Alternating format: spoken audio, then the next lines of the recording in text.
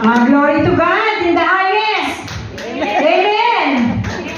Tunay ngang dakila ang ating Panginoon dahil sa kanyang kadakilaan ay pinapamalas niya sa bawat isa sa atin. Amen. Bless ba kayo mga kapatid sa araw na ito? Amen. Kung ako tatanungin, bless na bless ako. Bakit?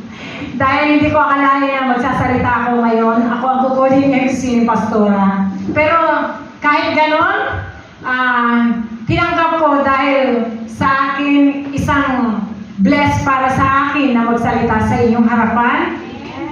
Bless na napunta ako sa bansang Israel ng time na ako'y nasa bansang Pilipinas na ako'y lugmo at bigla akong tinaas ni Lord. At ngayon, nandito na ako para isa sa magpuri sa Panginoon. Amen!